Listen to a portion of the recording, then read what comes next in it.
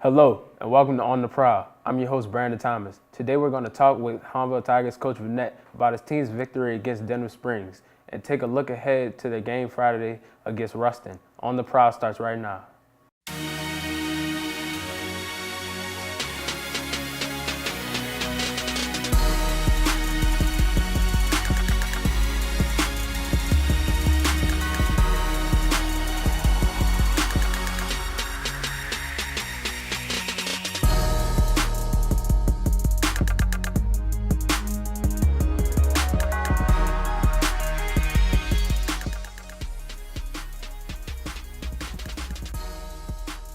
Welcome back to On the Prowl. I'm here with Hahnville Tigers offensive line coach Jasper Vinnett. How you doing, coach? I'm doing great, man. How you doing today? I'm real good. Coach, your team is rolling, not having lost a game since September.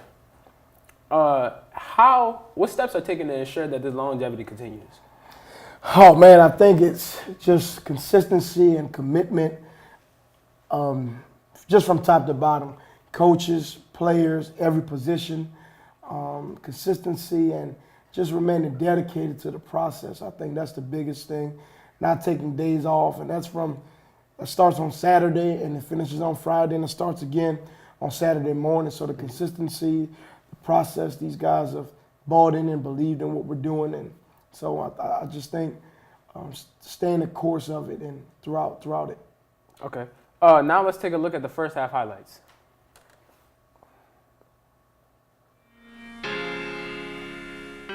And that looks like a great football play. Here we have a little power to the left side, Tornborn pulling around, and that's Puka being special, man. A great football play, gets into the end zone on a little power to the bottom. Look like they try to run the inside zone, and we got an offensive lineman, Tornborn, looks like he's in there with a host of defenders, making a great tackle, man. All right.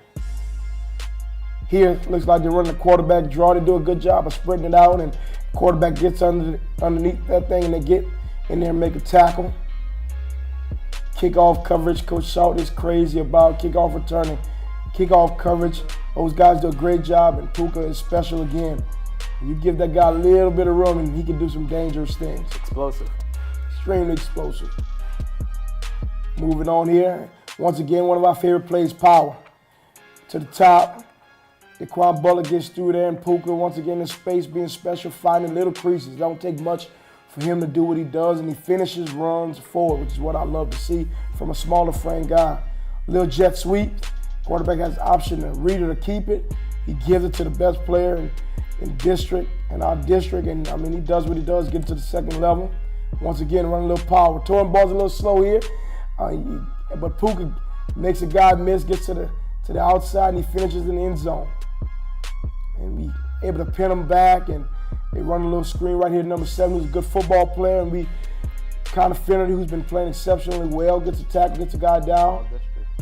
All district football play. And once again, all night, they were at the quarterback, man, making tackles and plays, and I love the energy. Once again, we get the jet sweep here, and power flow, and the quarterback keeps it. There's a dual option to keep it or read it, and he kept it there. Once again, I mean, hats off to Coach Stroud and Coach Irwin, finding a way to motivate this defensive line, this entire defense to hunt all night. Number 4 out here is a special football player. I think he might be committed to Arizona State. They did a great job of corralling him. I mean, not enough is said about the defensive effort and the game plan that Coach Stroud had. And once again, look at this, Dylan Dejan, great football player, better person, got the interception, and as that number 7 again, just being special, man. Yeah. You can't coach some of the things he does. He makes us look good. And once again, one of my favorite guys, number 22, Hunter, gets an interception, and he gets it done. I wish he could have found a way to get to the end zone, but interception, and he finishes up well-deserved. Well-deserved. All right, Coach. The offense started off sluggish, having difficulty outright overpowering the Denham Springs defense, something that they haven't struggled with all season. How were they able to overcome adversity at the beginning of the game?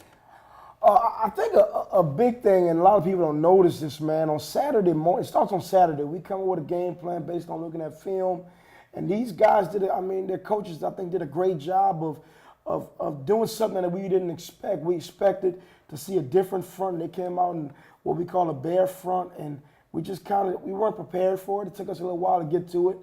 We slowly figured it out, and as you see in the second half, we got things going because we knew what they were in. We made some adjustments, and hats off to our kids of adjusting, coming out, executing.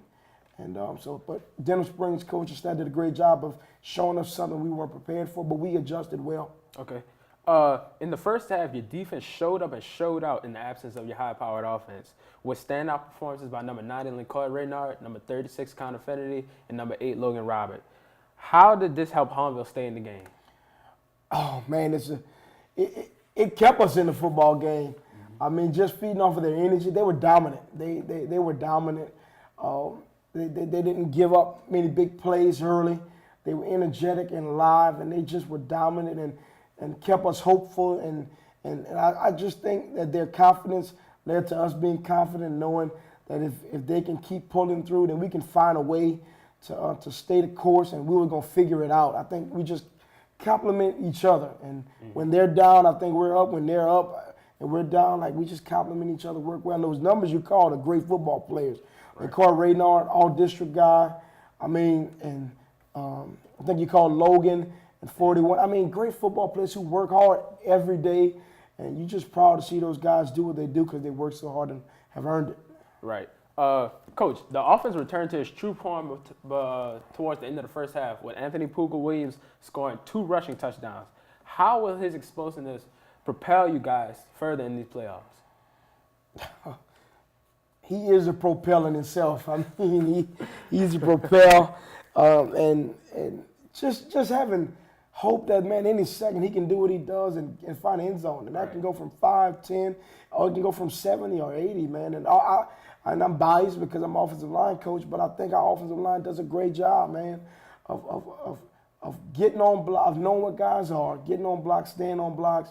And as you saw in that last week, sometimes Puka gets the credit, but sometimes he's untouched. Now, he does his thing and makes us look good a lot of times. Right. But a lot of times, sometimes, man, he's untouched. I mean, protection, awesome protection. Yeah, great protection, great blocking, and he's able to make one cut, and then it can get real stinky from there, what I like to say, man.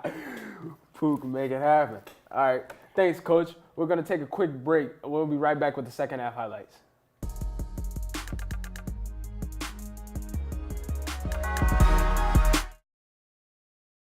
Throw Me Something, Mr., an enterprise of the Arc of St. Charles, provides individuals with intellectual and developmental disabilities with job opportunities and gives the community a great source for all of your Mardi Gras needs. Products include beads, wreaths, masks, shirts, and LSU, Saints, and New Orleans themed merchandise. You can buy or donate these items here, conveniently located at 50 Wade Street in Luling. You can even pick up decorations for a number of other holidays here. So come to Throw Me Something, Mr. and support your community today.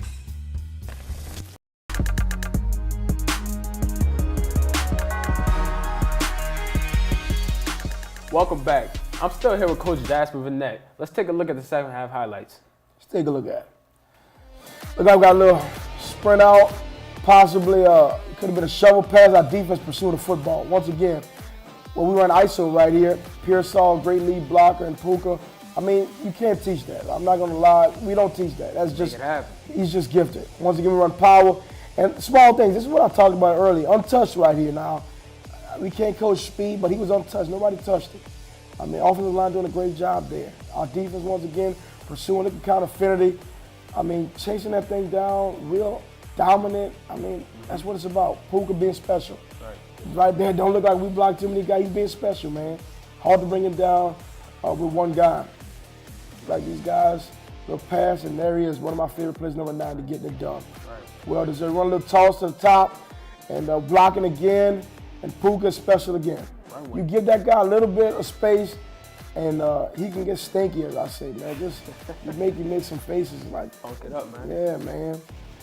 Look like they run a quick flare out, and this guy reverses his feet. He's a good football player, like I said before, but our defense is pursuing. You get guys to the football, tackling well, we're fine. Once again, you get power, and we get Puka to the second level. When he gets there, look what he can do.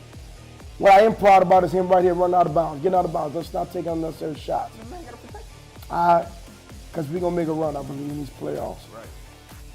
Right here, run a little read. I credit Coach Silver right there. That's what we call 12.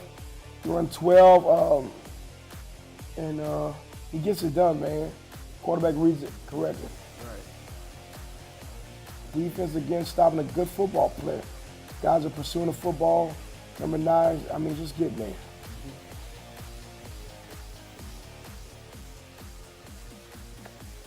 All right. Coach, as we know, Hahnville is beating the odds this season, defeating Destrehan for the first time in 5 years. Thank God, man. Thank God. Winning the 7-5A district championship and being listed as a true contender to win the championship this year. With all the press, how is the team keeping their eyes on the prize? I think with all the press, we get it. You would think that our guys would have the big heads, but they're not. I just think the kids just kind of focusing on playing the game of football. I don't think that we let the outside noise get inside the locker room. They don't get big-headed. I think that's kind of due to our head coach. You don't allow them to get the big head. We kind of stay week to week. And they just love playing football, being around each other. And so while, honestly, the Dome is in the sights, it's just week-to-week opponent focusing on how to play the game that they love. I think that's really it. Like you were saying, you got to stay the course. Absolutely, got to stay the course. Coach, there was a moment where left guard DeQuinn Butler, number 75, went down on the cheap shot. One of my favorite guys. His teammates came to his defense with no hesitation. Do you think this is because the brotherly bond that they have for each other? That's an absolute. It's guaranteed. And honestly, on that play was cheap. It was cheap. I think there's no place for that. But I commend his brothers and on the field who came to his aid in a second. And they just love each other, man. They love the game, but they love each other. And if people could see how they treat each other in the locker room and on the field, it's a brotherly, unified unit. They clown with each other, mess with each other. But I believe it's a genuine love for each other, love for what they're doing, and appreciation for the game, the school that they play for. And so it exudes in what you saw right there, just coming to his aid and defending him and saying it's not acceptable, we're not fine with what you did to our brother. And I love it. I'm just going to I love it. I don't like what happened, but I love their response to it. It's because it shows that it meant something to them that their brother was down. Coach, the players are a totally different animal compared to the regular season. What extra steps is Coach Shaw implementing to make sure that the team is prepared for the unpredictability? I'm gonna say, and I'm gonna be honest with you, I don't know if we're really taking extra steps. I think the expectation week to week is so high. He expects a lot week to week in film study, in preparation. Obviously it has to be heightened because it's the playoffs. But week to week, the expectation is high, and like I said, in film study, in practice habits, in effort in practice. Honing in on small details. So it's, and we try not to get too high and put too much pressure on the week because they do it for 10 weeks during the regular season. And so the playoffs is another week to do what we do, which has already been at a high level. Right. All right. Thanks, Coach. We're going to take a short break, but when we return, we'll take a look at Hahnville's game against Ruston.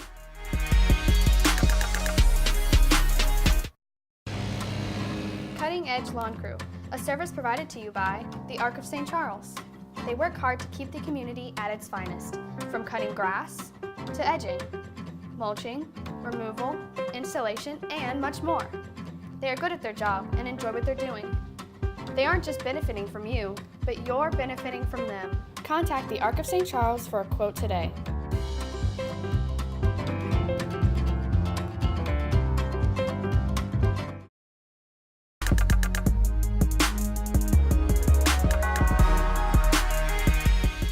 Welcome back. Let's take a look ahead at this week's game against Ruston. Coach, your team is traveling a long ways for the first time this season, taking a 5-hour trek to Ruston, Louisiana. How do you think your team will be able to handle the commute? The blessing is we've been in this before. A lot of these guys were here before when we went a couple years ago to Houghton. So it's not completely new to us. But I think it's on us as coaches because kids are going to be kids.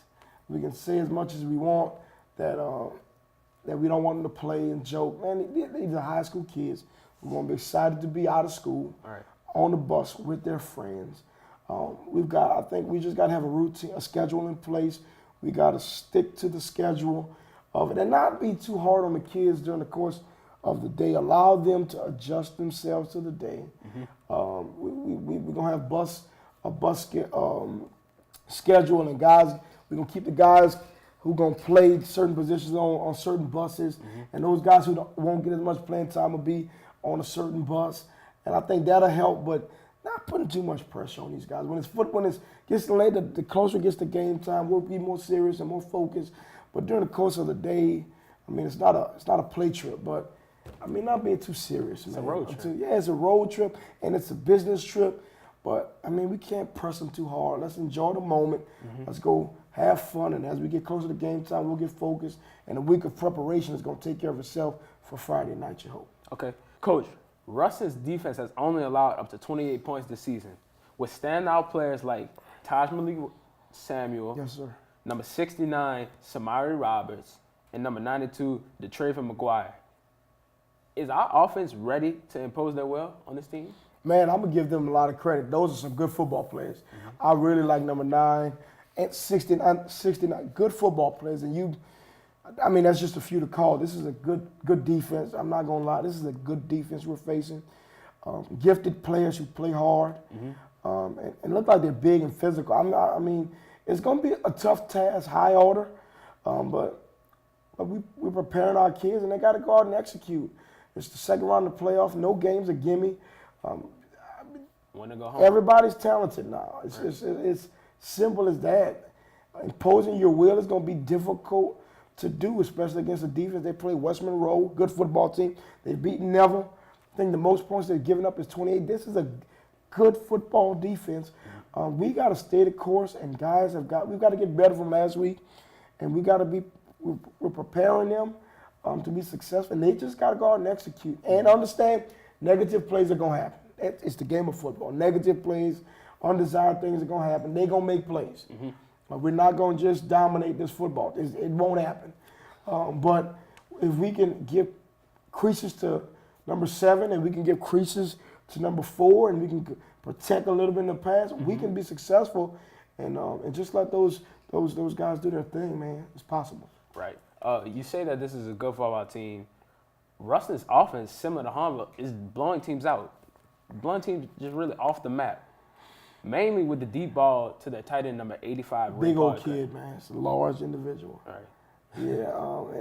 Yeah, their offense is skilled. They look very similar to us. I think they do a dual kind of quarterback thing they got going there. And they play some guys on defense, offensively. I know number 9, who I think is their best football player, also plays fullback and he runs the ball a little bit. Man, they get it done. But I believe our defense can be up to the challenge. I don't think anybody right now is playing better than our defense is. I just think they are. And I'm not going to say that they're going to shut these guys out. We're going to give up points. But at the end of the day, you want to limit mistakes defensively. You got to be in the right gaps. You got to be short tacklers. And then if you can do those things, get down off the field on third down, and find a way to get a turnover here. I know they turned the ball over the first play last week against East St. Jack. You can find a way to turn football. And our offense has got to give our defense rest. We got the best defense keeping their offense off the field, so we've got to sustain drives. And I just believe it's possible. This job is going to get done. Right. All right, Coach. Thanks for joining us, and good luck Friday against Ruston. Thanks so much, man. You did a great job. Thank you. You can keep up with us on Instagram and Twitter at PressThePlay. That'll do it for this week's edition of On the Prowl. I'm your host, Brandon Thomas. We'll see you next week.